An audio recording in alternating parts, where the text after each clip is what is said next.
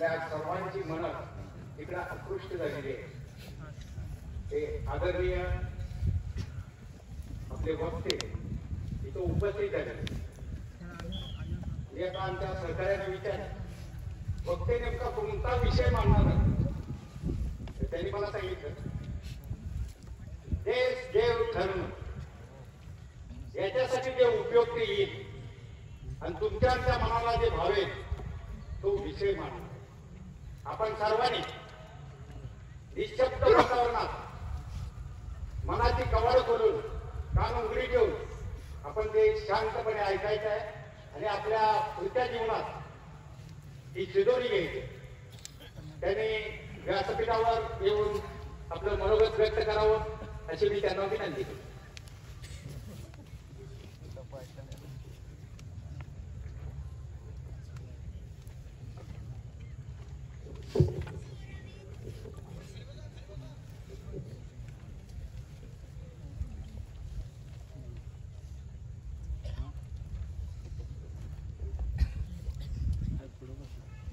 आप सबका बहुत बहुत धन्यवाद.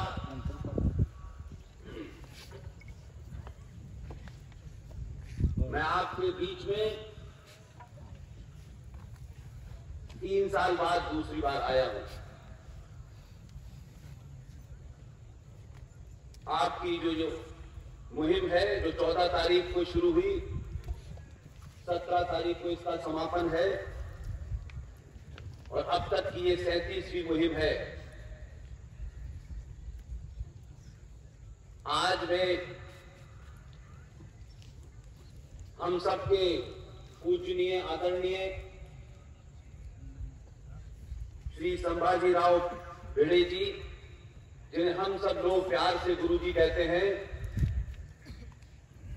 मैं दिन में अस्पताल में उनसे मिलने गया था. लंबी बात हुई उनसे. शायद उस चोट के कारण वो इस वक्त हमारे बीच में नहीं है, लेकिन उनकी प्रेरणा, उनकी शक्ति, उनका विचार हमारे साथ मौजूद है.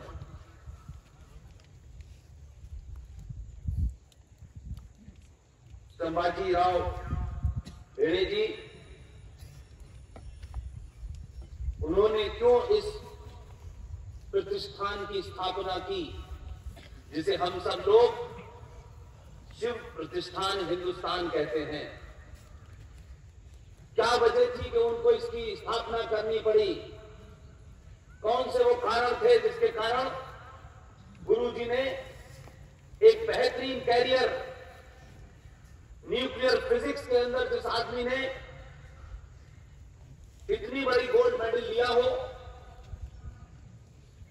संसारिक दुनिया की तमाम चीजें पूरी की हो, जो इस देश के प्रधानमंत्री का गुरु रहा हो, आखिर उसने ये रास्ता क्यों चुना कि आज लाखों लोगों को, जो आम नागरिक हैं इस देश के, क्या वजह है कि गुरुजी ने आप सबके अंदर वो मंत्र दिया है कि जब भी आप गुरुजी का नाम लेते हैं तो आप सबके अंदर छत्रपति महाराज शिवाजी का खून दौड़ने लगता है.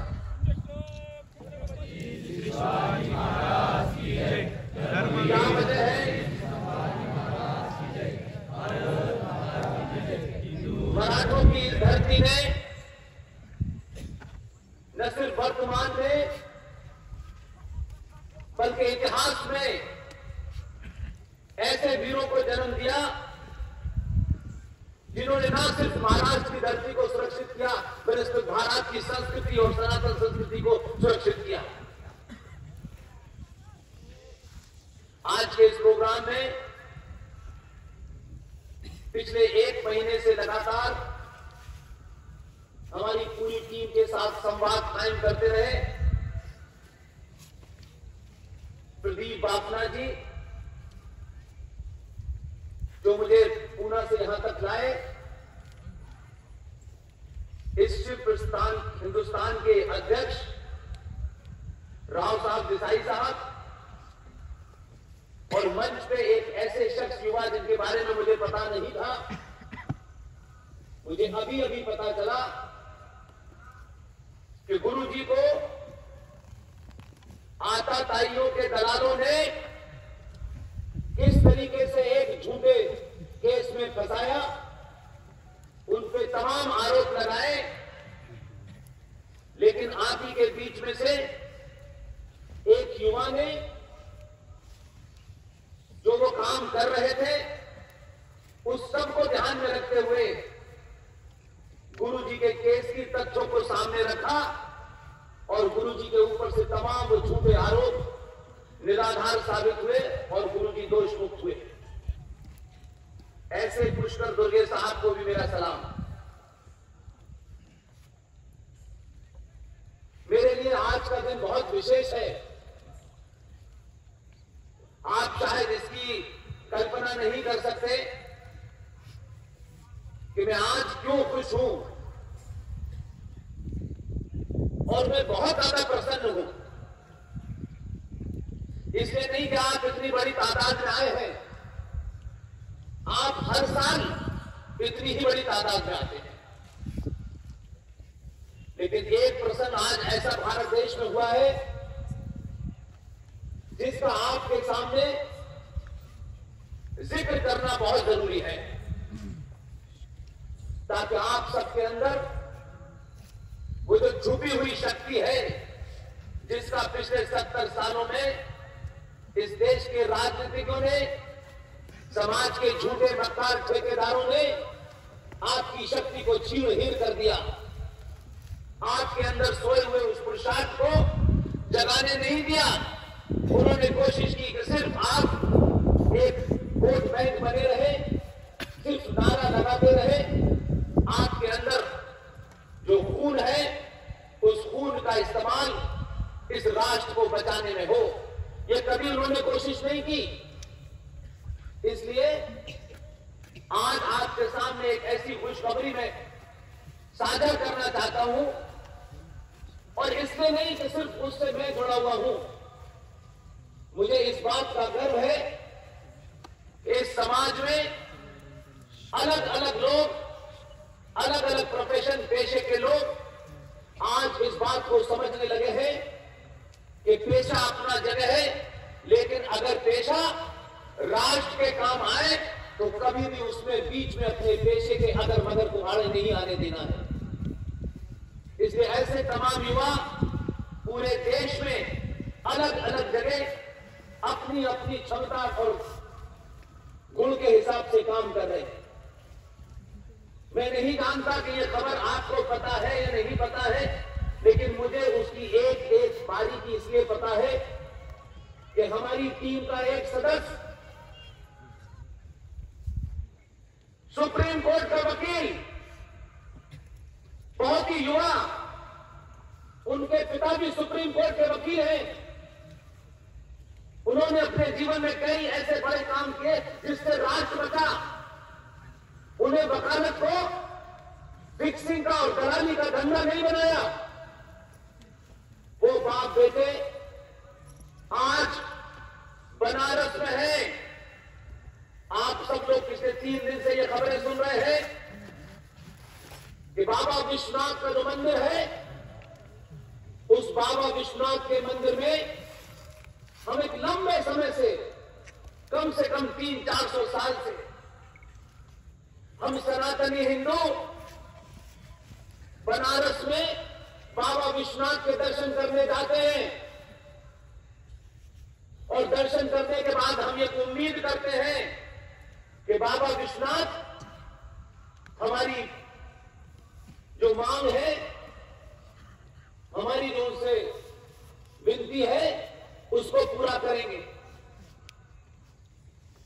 लेकिन मैं मानता हूं बाबा विश्वनाथ आपसे खुश नहीं थे। इसके लिए हम सब दोषी हैं। सनातनी हिंदू 90 से 95 करोड़ दोषी है। जो लोग अपने माता पिता, अपने आदर्श और अपने भगवानों को और अपने पुरुषार्थी लोगों को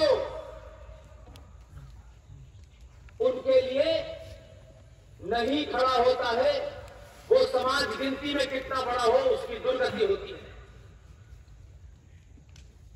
मुझे खुशी है कि आज पिछले 7-8 साल से इस देश में एक वैचारिक क्रांति चल रही है। आप लोगों ने इसकी शुरुआत तो 1984 से की थी, तब शायद देश आपके बारे में बहुत नहीं जानता। आज पूरी दुनिया जब इस रूप को देखेगी कि महाराष्ट्र के एक छोटे से जगह में हजारों लाखों लोग यहां इसलिए नहीं आए हैं कि यहां कोई नेताजी का भाषण होने वाला है और किसी को टिकट मिलने वाला है।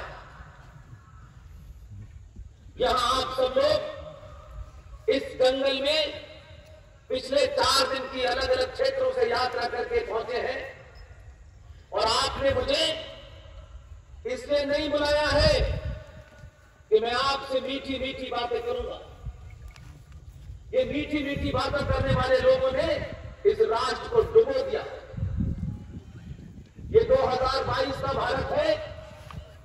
सच बोलिए, सच सुनिए, और जब कोई समाज सच बोलता है तो उसके अंदर उसका पुरुषार्थ जागृत हो जाता है।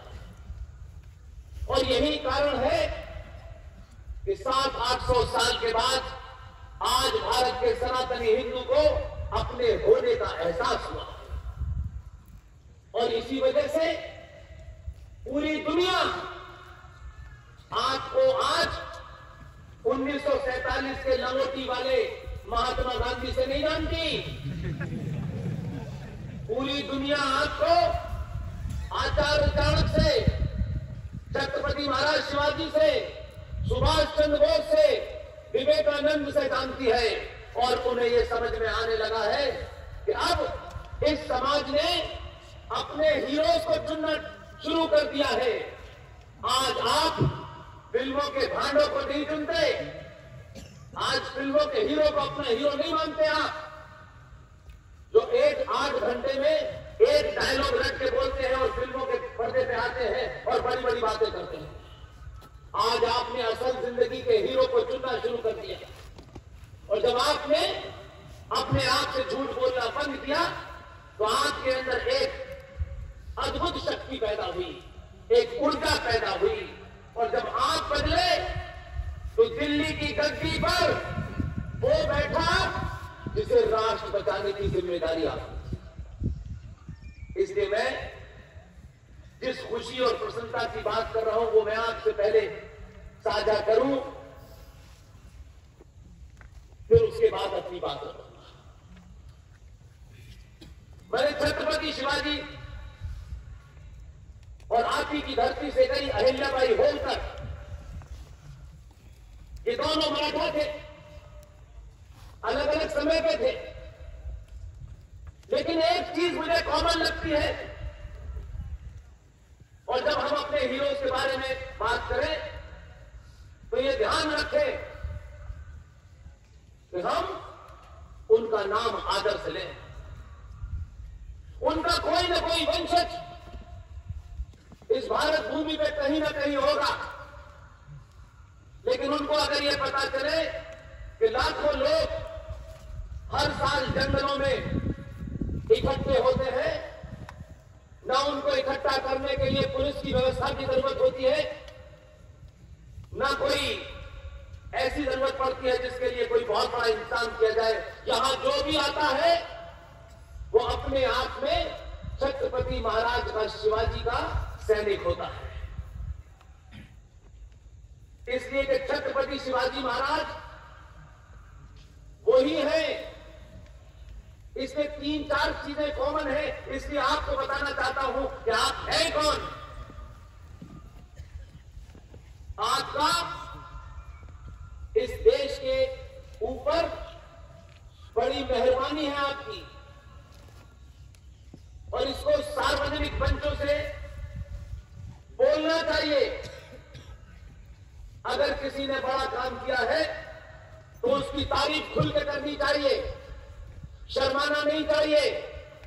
तारीफ करने से आपके योद्धा की ताकत बढ़ती है। ये 3 बातें मैं इसलिए कहना चाहता था कि छत्रपति शिवाजी महाराज सिर्फ मराठा की बाउंड्री में नहीं आए, सिर्फ महाराष्ट्र की बाउंड्री से बाहर नहीं निकले, ऐसा नहीं है। ये छत्रपति शिवाजी महाराज ही थे जिन्होंने उत्तर प्रदेश में वाराणसी के अंदर बाबा विश्वनाथ के मंदिर के घाटों का जीर्णोद्धार कराया था। ये मराठा की धरती की वो वीरांगना थी जिस अहिल्याबाई होलकर को एक कम उम्र में उनकी शादी हुई, उनका निजी जीवन काफी कष्टों से रहा। इसी महाराष्ट्र की धरती ने उन्हें जन्म दिया। कहां महाराष्ट्र और कहां उत्तर प्रदेश। अहिल्याबाई होलकर ने जब उनकी शादी हुई, उस शादी में जो उनको मुंह दिखाई में पैसा मिला, उस पैसे का इस्तेमाल अहिल्याबाई होलकर ने बनारस के मंदिरों को दोबारा से बनाने के काम में लगाया। और तीसरा, आपको मैं इसलिए धन्यवाद देता हूं, इसलिए आपके सामने नमन करता हूं कि ये जो गुरुजी हैं आपके, वो जरूर आज थोड़ी देर के लिए किसी चोट के कारण हॉस्पिटल में है, लेकिन वो सब आपके बीच में ही कहीं ना कहीं घूम रहे हैं। बहुत लंबी बात की तो मुझे कुछ चीजें पता चली। एक ऐसा व्यक्ति जिसने अपने जीवन में अपनी मार्कशीट बड़ी बनाने की कभी चिंता नहीं की। जितनी पढ़ाई और जितने मेडल गुरुजी ने जीते होंगे, मिले होंगे, और उन्हें छोड़ करके जंगलों में भारत राष्ट्र को बचाने के लिए इतने करोड़ों सिपाहियों को पैदा किया। इसलिए मैं तीसरी घटना सुनाना चाहता हूं। मुझे आपके आयोजकों ने यह भी बताया कि 2014 में जो दिल्ली की गद्दी पर बैठा है, उसने गुरुजी के पांव छूए थे, गुरुजी से मुलाकात की थी। गुरुजी के वो शिष्य रहे हैं, और गुरुजी ने ही जब ये कहा कि आप प्रधानमंत्री हो जाएं, जिसका आशीर्वाद दिया, उन्होंने ही ये कहा था देश के प्रधानमंत्री से कि एक देश का प्रधानमंत्री 135 करोड़ की नागरिकों का नुमाइंदा, नेतृत्व करने वाला लीडर, वो जब लाल किले पे जाए तो 15 अगस्त को सनातन हिंदू सभ्यता का केसरिया प्रतीक ही अपने सर पर बांधे। ये गुरुजी ने उनको सलाह दी थी। और उन्होंने दूसरी सलाह दी कि भारत का प्रधानमंत्री, इतने ताकतवर देश का प्रधानमंत्री, कभी भी बुलेट प्रूफ शीशे के अंदर से न बोले, क्योंकि उस आदमी को गुरुजी जैसे कई हजारों संतों का आशीर्वाद प्राप्त था। बड़े बड़े प्रधानमंत्री बुलेट प्रूफ शीशे के पीछे छुप करके भारत राष्ट्र को संबोधित करते थे। ये हम जैसे लोगों के लिए शर्म की बात होती है कि जिस देश का प्रधानमंत्री लाल किले से आजादी के दिन जब बोले तो उसे बुलेट प्रूफ शीशे की जरूरत पड़े। लेकिन गुरुजी के इस आशीर्वाद के बाद देश का एक ऐसा प्रधानमंत्री जिसे 2014 में आप सब ने ताकत देके भेजा, न उसने बुलेट प्रूफ लगाई और न किसी को खुश करने के लिए कुछ शब्दों का इस्तेमाल किया। उसने शुद्ध रूप से एक सनातनी हिंदू राष्ट्र के राष्ट्र अध्यक्ष की तरह भाषण दिया। वो भी, उसने भी अपना चुनाव जी ने अपनी भूमिका वाराणसी में निभाई थी, अहिल्याबाई होलकर ने निभाई थी, उसी तरीके से देश के प्रधानमंत्री ने आपके गुरुजी के कहने पर बनारस से अपना पहला चुनाव लड़ा। परिस्थितियां ठीक होते ही न सिर्फ चुनाव लड़ा, बल्कि बाबा विश्वनाथ, जिनके ऊपर पिछले 500 साल से एक इस्लामिक आताताई वहशी जानवर औरंगजेब की परछाई थी, उसको दूर किया। बाबा विश्वनाथ की नगरी में उस पूरे मंदिर का इस तरीके से जीर्णोद्धार किया है कि आज आप इस पर्वत पे खड़े होकर के देखेंगे तो बनारस में बाबा विश्वनाथ साफ साफ नजर आएंगे। लेकिन आज दिन महत्वपूर्ण क्यों है? ये 16 मई महत्वपूर्ण क्यों है? ये इतिहास में लिखी जाएगी और हम इस बात के लिए खुश हैं, प्रसन्न हैं कि इस घटना के हम चश्मदीद गवाह हैं, प्रत्यक्ष इस बात को देख रहे हैं। आज पिछले 3 दिन से बनारस के अंदर बाबा विश्वनाथ और बाबा विश्वनाथ के सामने जो 500 साल से नंदी बैठा था, वो नंदी उसकी आंखों में कभी हमने नहीं जाना। हम बनारस गए, बाबा विश्वनाथ को उठा करके इस्लामिक आतंकियों ने, बर्बरता के मानने वालों ने उस नंदी के सामने से बाबा विश्वनाथ को हटाकर कहीं और रख दिया और वहां एक इस्लामिक कचरे की मस्जिद बना दी। लेकिन आज यह आपका पुरुषार्थ है, आपकी जो खामोशी है, आप चुपचाप से यहां आते हैं, मंत्र लेते हैं, आपकी इस मौजूदगी को दिल्ली तक दर्ज हो इसलिए बोल रहा हूं। पता हो कि इस देश में हजारों लाखों लोग सो रहे हैं, तब इस जगह पर लाखों लोग जग करके राष्ट्र को बचाने की शपथ ले रहे हैं। आज जो घटना घटी है वो इतनी है कि बाबा विश्वनाथ और उनका नंदी जो 500 साल से उसकी आंखों में इस बात के आंसू थे कि मुझे मानने के लिए, मेरी पूजा करने के लिए देश से विदेश से, इस भारत के हर कोने से लोग वहां पर पूजा करने जाते थे और बाबा विश्वनाथ कहीं और उनका नंदी कहीं और होता था। उस नंदी की आंखों के आंसू किसी ने नहीं देखे, लेकिन मैं जब भी जाता था, मैं नंदी के सामने 15 मिनट खड़े होकर के शर्मिंदा होता था, मन ही मन माफी मांगता था कि हम वो कायर और डरपोक लोग हैं, लालची लोग हैं कि हमने उस नंदी की आंखों में आंसू नहीं देखे जो अपने भगवान विश्वनाथ का इंतजार 500 साल से कर रहा है। हमें अलग अलग तरीके की बीमारियां हो गई हैं। उन बीमारियों के कारण हम सच बोलने से डरते हैं और किसी भी समाज में जो समाज लालची होता है वही समाज डरपोक भी होता है।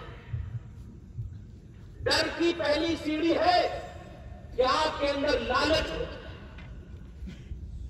जिस दिन आपने लालच बाहर निकाला उस दिन 2014 पैदा हुआ। आप आगे बढ़े, आपने दुनिया की किसी की नहीं सुनी, आपने प्याज के भाव क्या है, पेट्रोल के भाव क्या है, आपने इसकी चिंता नहीं की।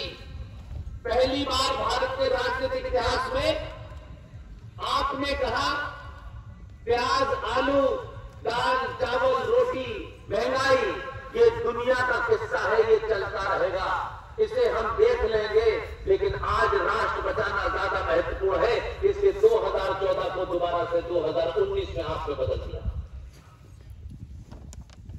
हुआ क्या आज? उस नंदी के सामने जो कचरा था उसके बारे में यह कहा गया कि इस जगह का नाम है ज्ञानवापी मस्जिद। अगर आप इसे 2 बार अपने मन में दोहराएं तो यह समझ में नहीं आएगा कि मस्जिद का ज्ञान से क्या संबंध है।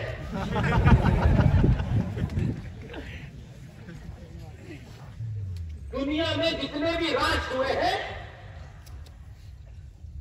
वो राष्ट्र कभी इस बात से नहीं हारे कि उनके ऊपर किसने राज किया, किसने गुलाम बनाया। इससे कभी फर्क नहीं पड़ा। राष्ट्र की गुलामी इस बात से तय होती है कि जब आपको स्वतंत्रता भी मिल जाती है, आजादी भी मिल जाती है, तब भी वो राष्ट्र गुलामों के इतिहास को पढ़ता है। इसलिए हमारे साथ 1947 से लेकर के आज तक सबने एक जघन्य अपराध किया और समाज की चेतना को कभी जागृत नहीं होने दिया। आज बनारस में, वाराणसी में, विश्व के सबसे पुराने शहर बनारस में एक घटना ऐसी घटी है जिसे आने वाली नस्ल को पता चलेगा कि हम खुद झूठ बोलते हैं, इसलिए दुनिया ने हमें झूठ का पुलंदा समझ लिया और हर ऐरा गहरा चोर उठाई गिरा लालची डकैत ब्रेकिस्ट इस देश में आया और राज करके चला। आप सबको पता है भारत की न्यायपालिका के आदेश के तहत बनारस में बाबा विश्वनाथ के सामने जो बताया जाता है कि वो मस्जिद है, उस मस्जिद में 3 तहखाने हैं, उनमें ताले लगे हुए थे। कोर्ट ने यह आदेश दिया कि उन तहखानों को खोला जाए और उसमें क्या है इसकी वीडियोग्राफी की जाए और क्या क्या चीजें उसकी मिली है उसकी लिस्ट बनाई जाए। ये कोर्ट का आदेश था, किसी पार्टी का आदेश नहीं था। कोर्ट भारत की संविधान चलाती है, सरकार नहीं चलाती। सरकार का दखल नहीं होता उसमें। लेकिन उसके बावजूद भी कुछ लोगों का पाखंड और पोल खुलने वाली थी तो उन्होंने कहा हम भीड़ से डरा देंगे। भीड़ इकट्ठी हो गई, उन्होंने कहा साहब हम नहीं होने देंगे। लेकिन जिसे आपने आपके गुरुजी ने दिल्ली में बिठाया है उसको पता है कब कब क्या करना है। उसने कुछ बोला नहीं, दखल नहीं दिया उसने। लोग उसकी चुप्पी के मतलब भी समझते हैं, ये बड़ी बात है।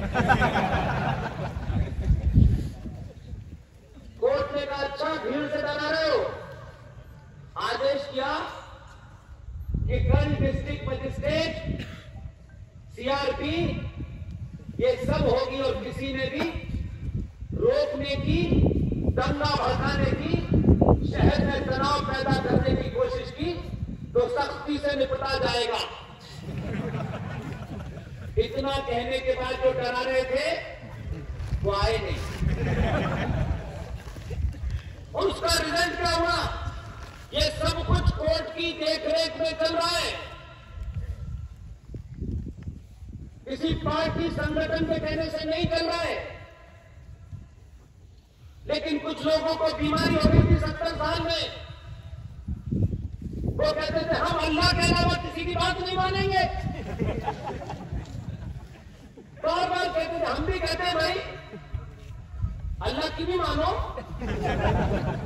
हमने मना नहीं किया, लेकिन ये देश अल्लाह नहीं चला रहा है, कानून व्यवस्था चलाती है। पुलिस का अपनी ड्यूटी है, न्यायपालिका का अपना काम है, सेना का अपना काम है, लेकिन ये नहीं हो सकता कि तुम पुलिस को काम न करने दो तो तुम भी डराओगे।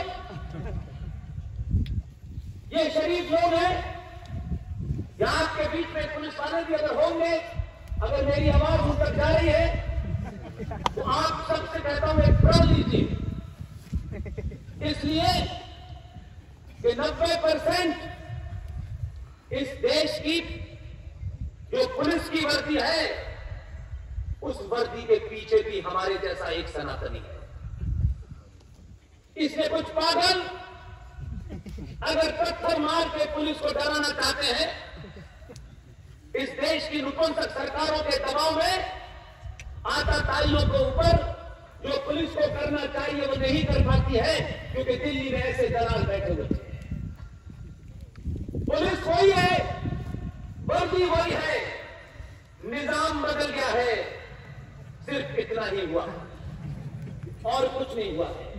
इसलिए आपकी जिम्मेदारी है कि जो पुलिस की वर्दी पहने, जब भी कोई सिपाही, जब भी कोई इंस्पेक्टर, जब भी कोई एसएचओ, जब भी कोई डीएसपी और एसपी मिल जाए, आपको कुछ नहीं करना है।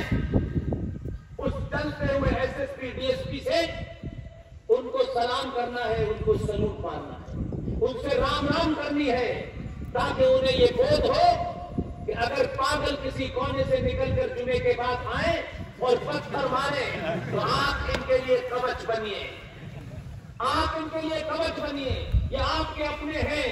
वर्दी पहनने से इनकी सनातन सोच को कोई नहीं बदल सकता। इनकी मजबूरी है कि इन्होंने ये वर्दी पहनी है। उस वर्दी के कारण इनके हाथ बने हुए हैं। एक बार खोल के दिखाओ। कश्मीर में बहुत लोग पत्थर फेंक रहे थे, सुबह शाम पत्थर फेंकते थे, क्योंकि पत्थर फेंकने की आदत कुछ उनकी आज की नहीं है, 1400 साल पुरानी है। ये पत्थर फेंकने का सिलसिला शुरू कहां से हुआ है, ये नहीं पता आपको। आपको बताता हूं ताकि आप जब हजारों करोड़ों लोगों के सामने बात रखें तो आपकी बात को कोई बुरी और अच्छी लग सकती है, किसी को अंदाज आपका बुरा अच्छा लग सकता है, लेकिन आपकी बात तथ्यों पे और तर्कों पे होनी चाहिए, भाषा की मर्यादा के साथ होनी चाहिए। कभी सोचा नहीं हमने, फलस्तीन में भी पत्थर फेंक रहे, वहां इजरायली सैनिकों में पत्थर फेंकते, कश्मीर में भी पत्थर फेंकते। पत्थर का रिश्ता क्या है? इस रिश्ते का तो पता कर भाई। आपके ये पत्थर जब पुलिस पे और सेना पे फेंके जाते हैं, उस मानसिकता को समझिए। इस्लाम में 5 फंडामेंटल है, 5, उसमें से एक है हज। आप शायद नहीं गए होंगे, ना आपने सुना होगा, गया मैं भी नहीं हूं, लेकिन एक सच्चाई है जिसे हम सबको एक्सेप्ट करनी चाहिए। हम सुनी सुनाई बातों को, अगर मैं यहां से जो भी कुछ बोल रहा हूं, इसी बात में कोई आपको डाउट हो, संशय हो, शुबा हो, कोई रेफरेंस आपको ठीक न लग रहा हो, मैं इसी मंचों से सबसे कहता हूं कि अगर आपके हाथ में पेन हो तो लिख लीजिएगा, मोबाइल अगर हो तो उसको याद कर लीजिएगा। अगर कोई बात आपके मन में है कि मन से आए थे, बोल के चले गए, लेकिन फला बात तो बिल्कुल झूठ बोली है, इसका तो कहीं कोई रेफरेंस ही नहीं है, कोई इसका तर्क ही नहीं है, लेकिन बोल के चले गए। मैं उन लोगों में से नहीं हूं। मुझे वोट नहीं लेना किसी का, न वोट मांगना है, न किसी संगठन से जाकर के चाटुकारिता करनी है। अगर मेरे मूल में कुछ है, न सत्ता है, न व्यवस्था है, न पार्टी है, न संगठन है, मेरे मूल में सिर्फ एक ही चीज है जिसे मैं राष्ट्र कहता हूं। इसके अलावा कुछ नहीं है। सब नाराज हो जाए, राष्ट्र नाराज नहीं होना चाहिए। हिस्ट्री में ये पत्थर फेंकने की जो व्यथा है, जो आर्ट है, जो विश्वविद्यालयों में पढ़ाई जाती है, कैसे पत्थर फेंका जाता है, पत्थर कहां लगना चाहिए, पुलिस के कहां लगे, हिंदू के कहां लगे, सनातनी के कहां लगे, ये पत्थर फेंकने की जो यूनिवर्सिटियां खुली हुई थी कश्मीर में, अलीगढ़ में, और एक आदमी आपके राज्य के इलाके में आता है और एक इस्लामिक आतंकी जिहादी औरंगजेब की मजार पर चादर चढ़ता है। ये कौन लोग हैं जो भारत के इतिहास में हमारी आस्था, परंपरा, सरकारों को गाली देने वाले लोग, उनको तोड़ने वाले लोग, उनको कुचलने वाले लोगों को महिमा मंडित करते हैं?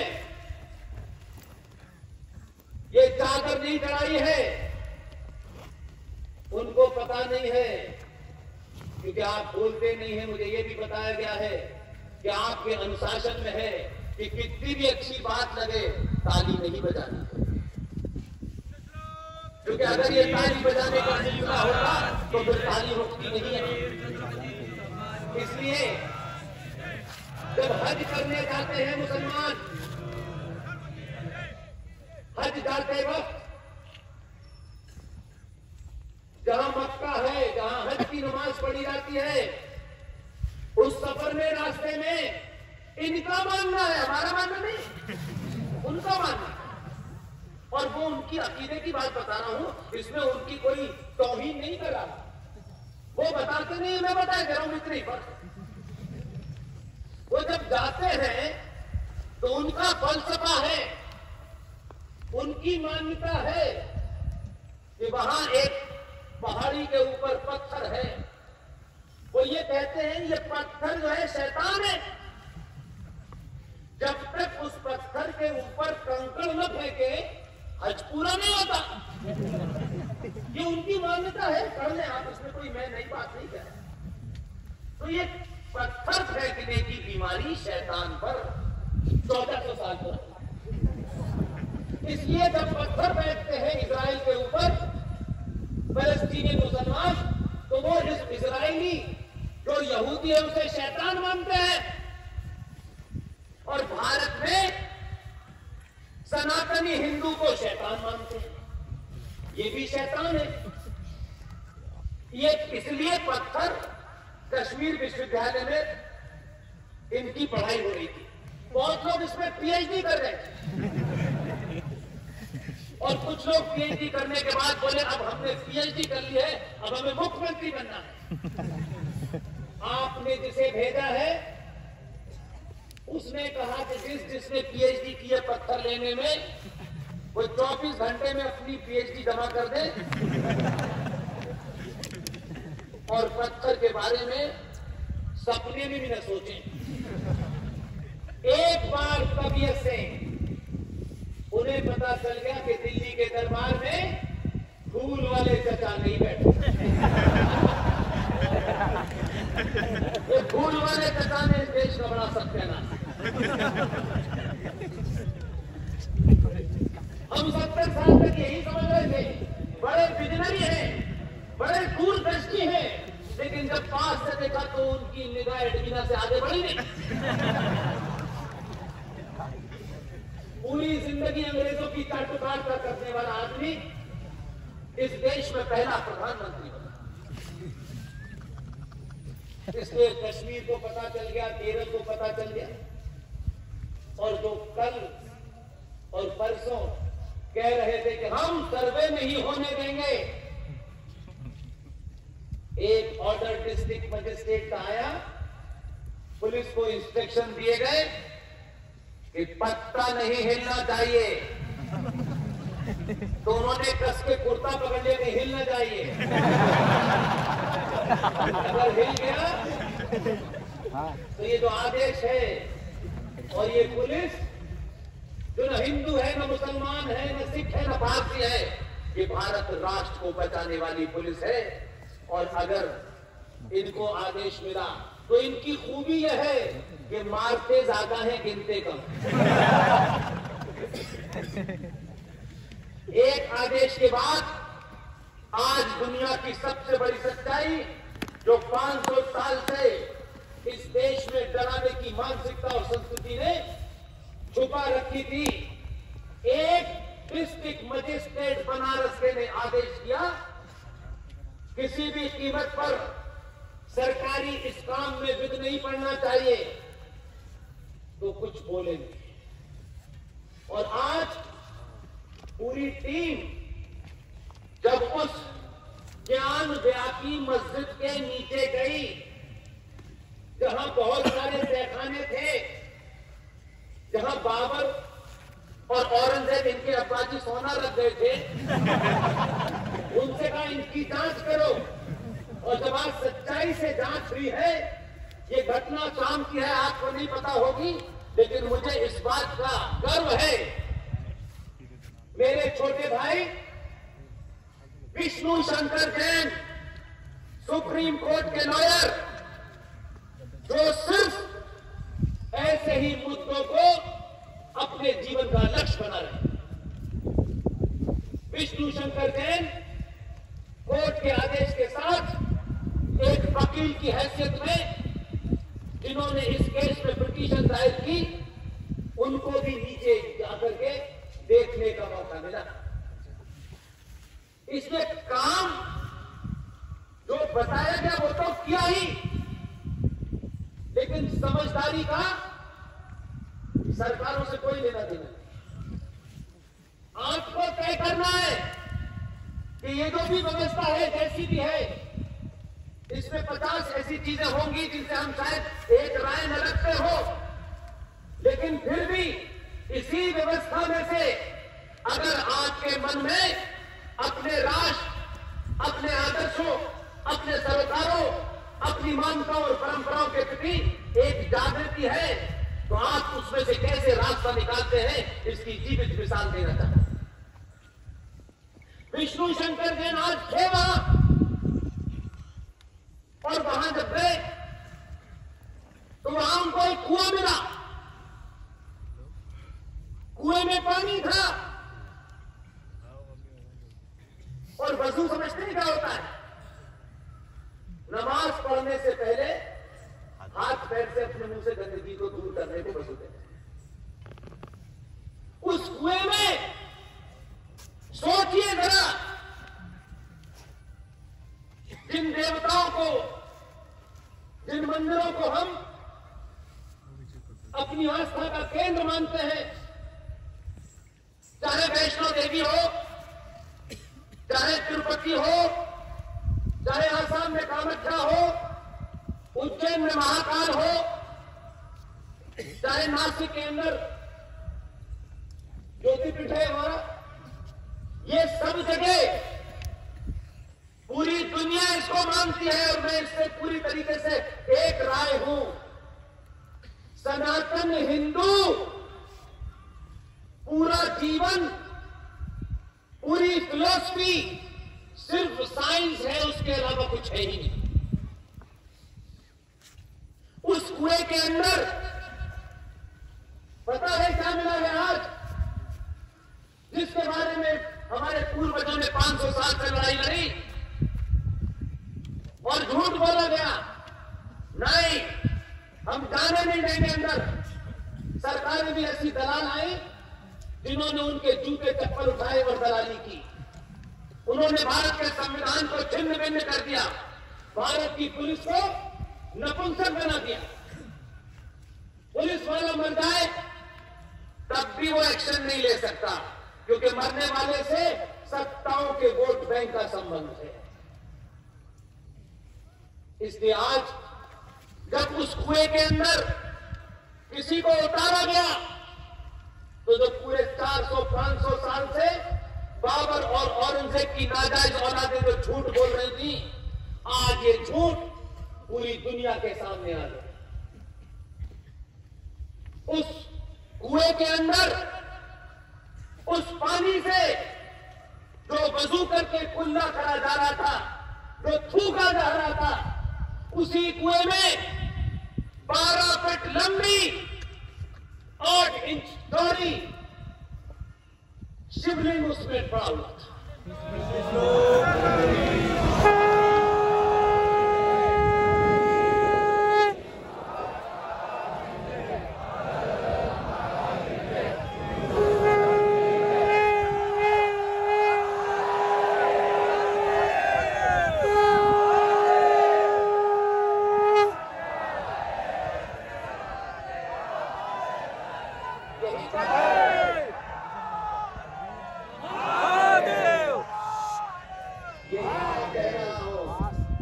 ये चेतना जब आपको लोग बनारस में देखेंगे कि इतने 1000 किलोमीटर दूर बैठे लोग भी अपनी आवाज से उनका साहस बढ़ा रहे हैं।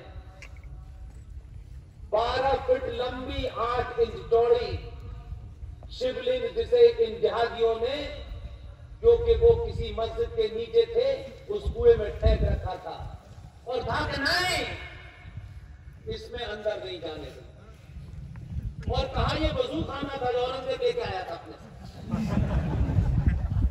आज उसमें जो विचित्र बात हुई है, क्योंकि आपके मंच पर एक युवा वकील बैठे हुए हैं, करोड़ों लोग आपके लिए काम करना चाहते हैं, करोड़ों लोग उस पेशे के साथ साथ इस राष्ट्र के प्रति उनका क्या दायित्व है, उनकी क्या जिम्मेदारी है, करोड़ों लोग हैं, लेकिन वो इस बात की चिंता करते हैं कि जब वो राष्ट्र के लिए लड़ते हैं तो राष्ट्र के लोग उसके पीछे नहीं खड़े होते।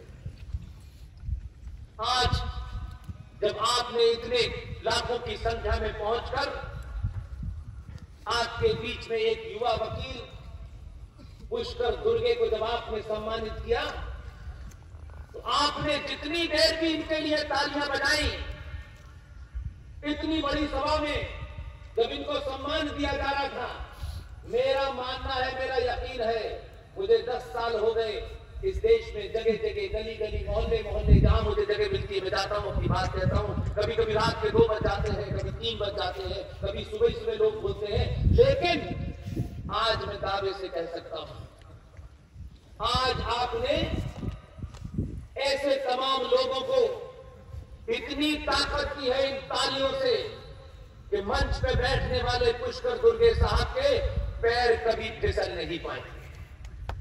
ये तालियां इनको इस काम से अलग नहीं होने देंगी। मैं यहां बनारस से इतने किलोमीटर दूर, कम से कम 1000 किलोमीटर दूर, मैं जिनका नाम ले रहा हूं वो हमारी टीम के सदस्य हैं।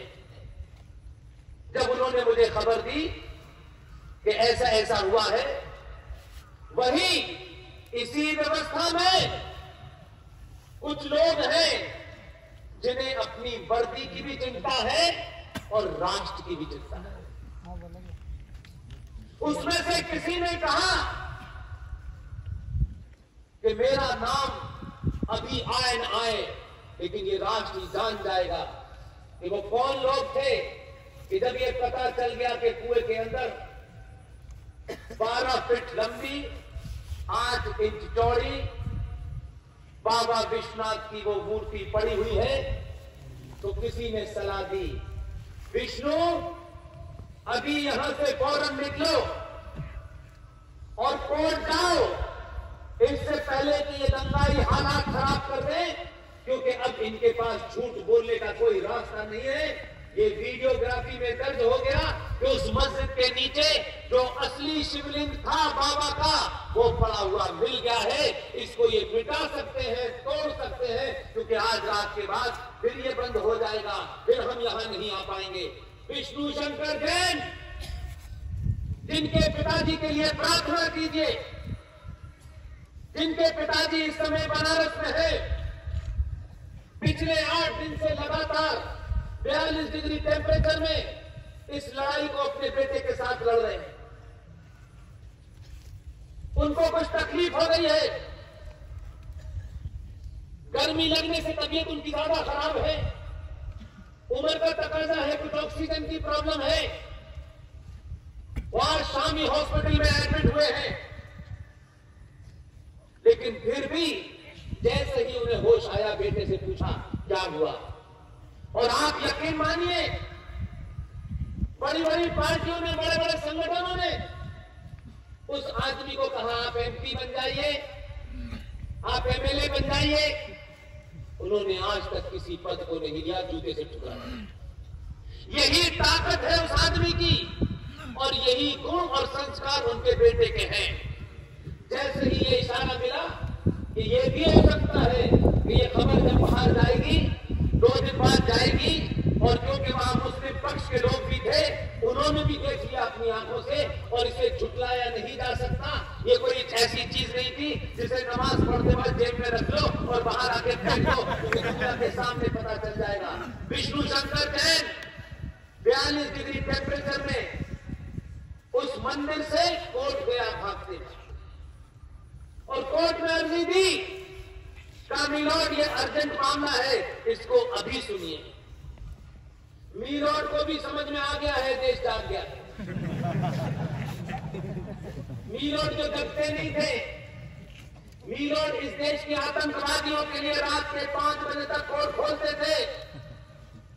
उन्होंने कहा कि अब अगर मैंने कहा तो मैं मीलोड नहीं रखूंगा।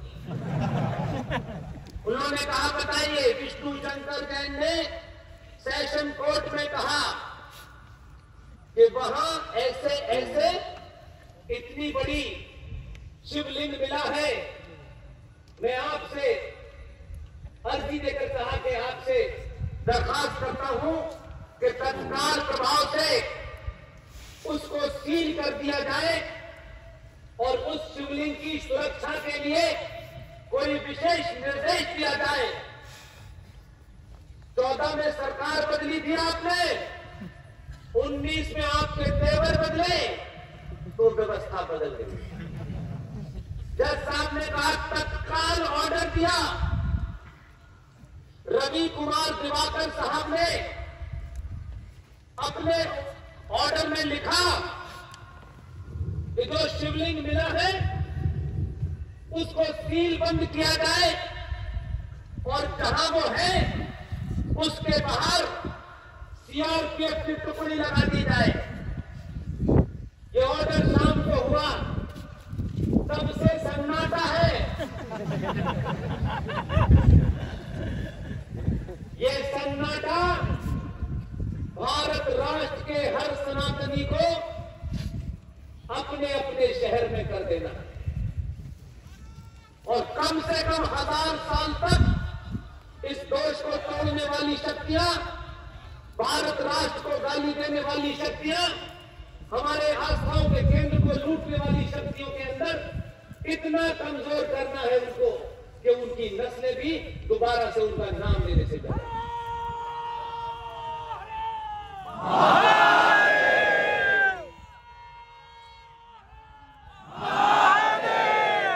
इसलिए मैं आपसे 2 बातें कहता हूं। जब भी किसी सभा में जाता हूं, जय श्री राम का लोग नारा लगाते हैं। जय श्री राम, मर्यादा पुरुषोत्तम राम हमारे आराध्य देवता हैं। 500 साल की लड़ाई के बाद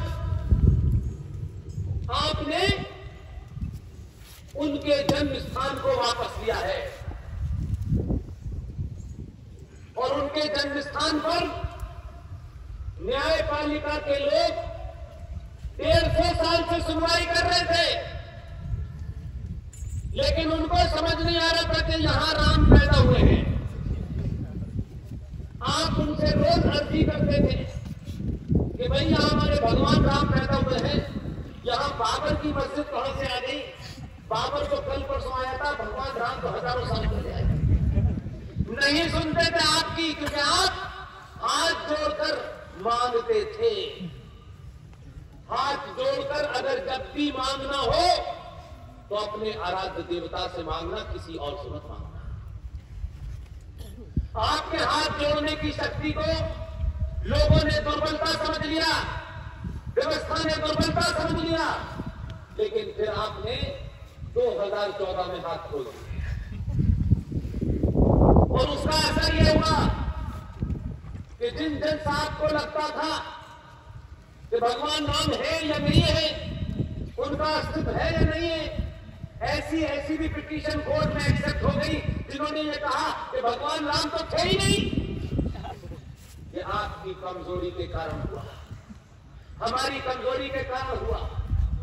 आपने सत्ता बदली, 2014 से लेके 2019 तक लोग आपको सीरियस नहीं ले रहे थे। उनको लगता था किसी गुस्से के कारण ये ऐसा हुआ है। आपने कहा गुस्सा नहीं है, ये गुस्सा 700 साल का है, एक लेने से पूरा नहीं होगा। आपने 2019 के अंदर दूसरे वाले को भेज दिया, वो बात कम करता है, हाथ आता है। उसके आने के बाद व्यवस्था को लगा कि पहले एक ही से परेशान थे, दूसरा, और उन्होंने ये भी कहा ये दिल्ली में तो बदलाव कर रहे हैं, इन्होंने उत्तर प्रदेश में भी एक को बैठा दिया जिसकी एक ही लाइन है, वो बहुत ज्यादा पढ़ा लिखा नहीं है, उसने कभी दावा नहीं किया कि मैं वर्ल्ड बैंक में रहा हूं, उसने कभी दावा नहीं किया। उसने ये कहा कि जिस भाषा में बात करना चाहते हो उसी में भाषा में समझा दूंगा। लोग ढूंढ रहे कि इसने इतनी भाषा कहां से सीखी। उन्हें नहीं पता गोरखपुर मठ के चारों तरफ जो जिहादी थे, पिछले 20 साल में उन्हें भाषा भी सिखा दी और सीख भी ली। वो आज वहां मौजूद है। अब दिल्ली में आए तो ये मिलते हैं और इलाहाबाद में जाए तो वो मिलते हैं।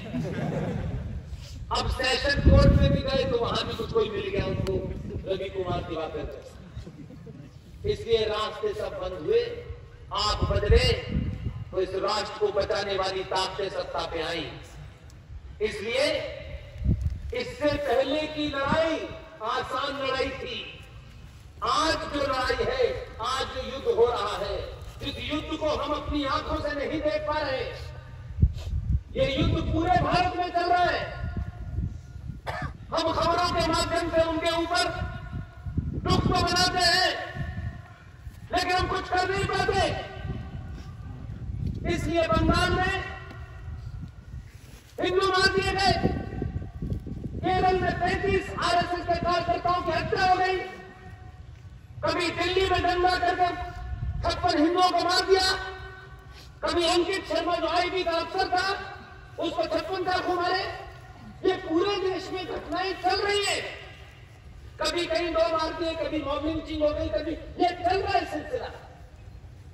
ये सरकारों का काम है, पुलिस का काम है कि वो उन्हें देखें, लेकिन वो ये चाहते हैं कि आप लगातार इस डर में रहे कि सत्ता बदलने से हमारे ऊपर कोई फर्क नहीं पड़ा है, हम पागलपने के जहाज को जारी रखेंगे। इसलिए आज ये जो युद्ध है जो दिखाई नहीं दे रहा, और ये हर तरीके का युद्ध है, आर्थिक युद्ध भी है, राजनीतिक भी है, धार्मिक भी है, सामाजिक भी है, हर तरीके का युद्ध चल रहा है।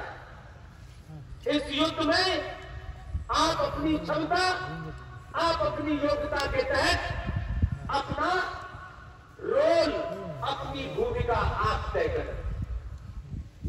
मैं विष्णु शंकर जैन साहब, उनके पिताजी हरिशंकर जैन साहब, मेजर जनरल जीडी बख्शी साहब, कर्नल आर सिंह साहब, प्रोफेसर कपिल कुमार, सुशील पंडित, ललित अंबरदार, अंकुर शर्मा, ये तमाम 10-12 लोग पूरे देश में, न किसी संगठन से हमने परमिशन ली, न हमने किसी पार्टी की तरफ टिकट लेने के लिए उनके पार्टी ऑफिस से सार्वजनिक मंचों से हमने घोषणा की।